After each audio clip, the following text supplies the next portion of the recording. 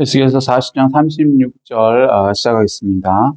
36절은 안뜰 북쪽의 규격을 이렇게 설명하는 것입니다.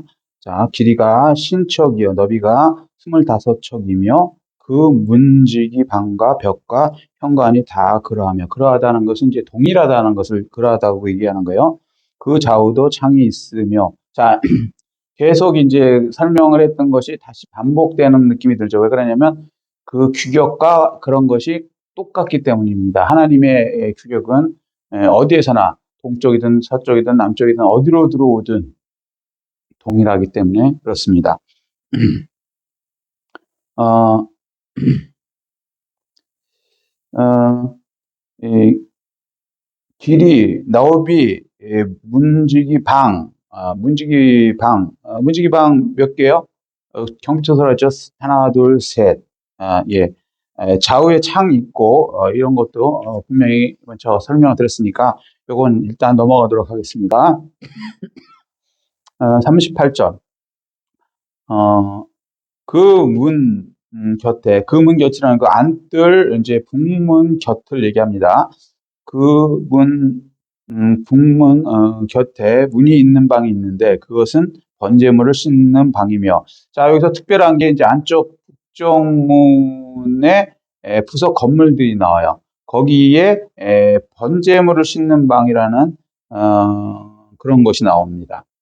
이 번제물을 씻는다라는 것은 상징이 아니라는 것을 얘기하죠. 어떤 그 동물을 죽여갖고 그 번제, 그러니까 불태워서 올려드리는 거, 이거 번제라고 하거든요. 그러니까 이 상징이 아니고 어떤 일을 분명히 하고 있다라는 것을 얘기합니다. 그런데 이 문은 독특하게 북쪽에만 번제물을 싣는 방이 있습니다. 동문이나 남문이나 이런 쪽에는 번제물을 싣는 그런 방이 없습니다. 이 씻는 방이라는 의미는요, 하나님께 나아갈 때에는, 번제물은 이제 북쪽에서 씻고, 그 다음에 이제 들어와서, 하나님께 나아갈 수 있잖아요. 자, 그러니까, 하나님께 나아갈 때는 부정함을 먼저 제거해야 된다는 거예요. 자, 구원 받은 이후에도 우리가, 부정해질 수 있습니까? 없습니까? 있죠. 죄를 질 수 있죠. 그러나, 예수 그리스도의 보혈의 피가 어제나 오늘의 영원토록 동일하시기 때문에 우리의 죄를 덮어서 카파를 해서 없어지는 겁니다. 자, 그래서 나아갈 때는 부정함을 먼저 제거해야 돼. 성화 과정에서 죄를 지을 수 있죠. 구원받은 다음에 죄를 하나도 안 짓습니까? 아니죠. 우리가 우리 죄를 고백하면 그는 미쁘시고 의로사 이렇게 나가잖아요. 아멘. 자, 더 이제 나가진 않겠습니다. 이해되시죠? 자, 그래서 이제 희생의 제물을 드려서 정결함을 확보한 다음에 나가야 된다는 것입니다. 두 번째는요, 이 씻는 방이 있어야 되는 것은 엄격한 질서와 절차 이런 것을 준비한 후에 하나님께 나가야 되는 거지. 그냥 아무렇게나 막 나간다. 이거 큰일 납니다. 우리가 이제 교회가 현대 우리 교회들이 문제가 뭐가 되냐면 하나님과 이제 너무 가까워지는 친밀한 관계 이런 걸 너무 얘기하다 보니까 하나님이 무슨 너무 만만한 상대처럼 생각해갖고 아무 준비 없이 그냥 물론 필요할 때는 뭐 청바지 바람 추리닝 바지든 반바지든 뭐 그냥 스레빠 찌찌 끌고 올 수도 있죠. 예, 필요할 때는 그럴 수도 있습니다. 그렇지만 그 마음이 준비가 안 되어 온다는 거는 얘기가 안 되는 거예요. 그러니까 신발이 없어갖고 슬리퍼뿐이 없어갖고 하나님께 예배드리고 그러고 싶은데 어쩔 수 없이 슬리퍼 끌고 오는 건 괜찮다고요. 옷이 없어갖고 반바지 하나뿐이 없는데 제대로 된 건 반바지 하나뿐이 없는데 그걸 입고 오는 거 괜찮고요. 그런데 다 있는데 그냥 아무 그런 거 없이 너무 하나님을 무시하는 듯한 그 경외함이 없이 그렇게 하나님께 나오는 것은 성화 과정에 있는 사람으로서는 이건 안 되는 겁니다. 하나님을 사랑하면 하나님을 경외해야 되는 거예요. 인간도 자기보다 나은 사람을 만나러 갈 때, 대통령 만나러 갈 때 쓰레빠 찔찔 끌고 가는 사람이 있습니까? 그 죄는 안 되겠죠.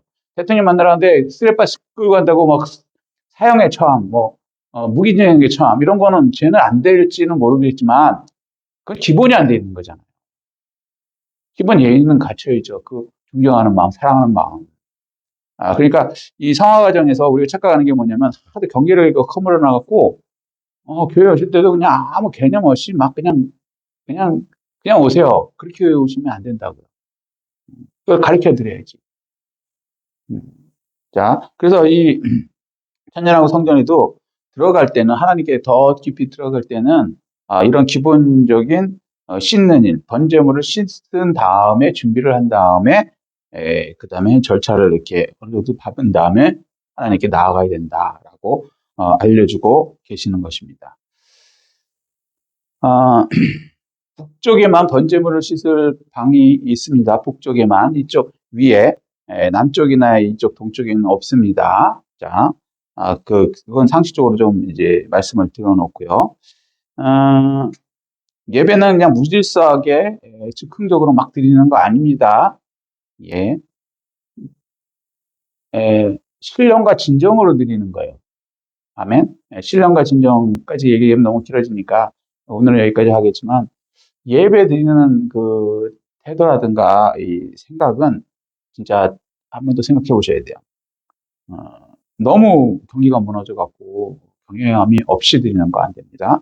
자, 너무 형식적으로 드리라는 얘기는 아니에요. 그렇지만 신령과 진정으로 드려야 돼요. 어느 정도. 예. 자, 그 문의 현관, 그러니까 북쪽의 문의 현관 이쪽에 상 둘이 있고 저쪽에 상 둘이 있다. 그러니까 제사용 탁자가 몇 개가 있다? 둘이니까 네 개가 있다. 그죠? 그 위에 번제와 속죄와 속건제의 희생물을 잡게 한 것이며, 자, 천냥하고 성전에서 번제 있습니다. 속죄제 있습니다. 속건제 있습니다. 무슨 얘기예요? 팩트라는 얘기예요. 이거 동물을 잡아야 되잖아요. 그냥 말로만 우리 저기 교회하고 이걸 이 시간이 되려나 모르겠네. 자, 바벨론에 지금 에스겔이 좀 끌려간 거죠. 기억나시죠? 자, 바벨론에 끌려갔어요. 그러면 바벨론에서 속죄제나 번제나 이걸 드릴 수 있었을까요? 번제로 속죄제, 속건제 이거 드릴 수 있었을까요? 못 드리죠. 왜 못 드려요? 그거 드릴 수 있는 곳은 딱 한 군데, 예루살렘 성전이에요. 아브라함이 이삭을 잡으려 했던 그 예루살렘 성전. 거기서 예배할지니라라고 또 모세에게 말씀하셨거든요. 자, 그런데 이 성전은 예루살렘 성전 하나만이 성전입니다. 정확하게 얘기하면은. 자, 이해되셨죠? 근데 바벨론으로 끌려갔어요. 바벨론 성전이 있습니까? 없습니까? 없죠. 없어요. 그러면 바벨론에서는 하나님께 제대로 된 그 성전에 그 제사를 드릴 수 있습니까? 없습니까? 못 드려요. 못 드린다고. 예루살렘 거기서 예배할지라고 분명히 신명기에서 얘기 다 해놓으셨고 하나님께서 말씀해 놨기 때문에 거기서 해야 되는 거예요. 자, 그 여로보암의 죄가 뭡니까? 단과 베델에 자기 편안함을 위해서 자기 백성들이 마음껏 저 예루살렘 성전 갈 거 없이 여기 북이스라엘 단과 베델에서 예배 드려라. 그리고 제사장도 지 마음대로 뽑고. 그죠? 그게 뭐예요? 여로보암의 죄입니다. 왜? 성전은 예루살렘 성전에만 있어야 되니까. 여기까지 이해되셨습니까? 자, 마찬가지예요. 바벨론의 에스겔이 제사장입니다. 그죠? 육적으로 보면 제사장이요. 아버지가 부시라고 제사장의 아들이니까. 자, 그런데 그리고 또 제사장들도 끌려갔어요. 자, 끌려갔는데 거기서 성전이 없기 때문에 속죄, 속건제 이런 식의 제사를 번제, 그러니까 속죄제, 속건제, 그러니까 드릴 때 번제라는 게 뭐예요? 태우다리죠. 버닝 이렇게 태운다는 거예요. 태워서 올바르게 이렇게 드리는 거. 이거 할 수 있었습니까? 못했어요. 그러면 그 하나님께서 에스겔서에 보면은 하나님은 어떻게 합니까? 우상을 섬기니까 에스겔서 8장에 우상을 섬기니까 하나님께 십장서부터 이렇게 떠나시죠. 예루살렘 성전을 떠나십니다.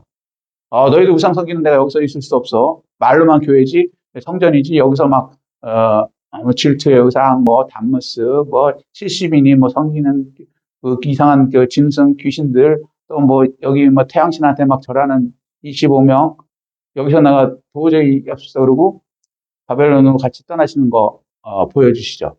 에스겔서 내용이 그거 아닙니까? 그죠? 10장서부터. 그 다음에 43장에 보면 그 하나님께서 다시 들어오시죠. 무너뜨린 다음에 새로운 성전을 지으시고, 이 에스겔 성전, 천년왕국 성전을 지고 미래 성전을 지고 그것이 다시 돌아오십니다. 자, 그럴 때 바벨론에서는 그럼 어떻게 하나님을 섬겼습니까? 하나님이 거기 같이 계셨거든요. 바벨론에서는 회당이 있었습니다. 회당. 이게 시간이 되려나 모르겠습니다. 회당, 스나고그, 언어적으로 스나고그거든요. 자, 지금도 이스라엘 사람들은 스나고그가 있죠. 자, 그러면 스나고그가 뭐냐?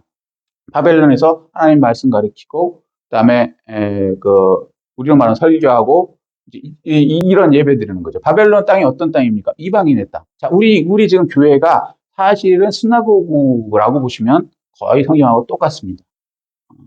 저는 그게 똑같은 거라고 봐요. 이방인의 땅이지만 하나님이 함께 계시고 양가 이런 걸 잡아서 드리는 건 아니지만 성경 말씀을 가르치고 배우고 회개하고 기도하고 또 하나님의 말씀을 또 후대에게 전하고 전도하고. 그게 어디서 있다고요? 이방인의 땅 바벨론에서. 어디서? 성전에서? 아니, 수나고그에서, 회당에서.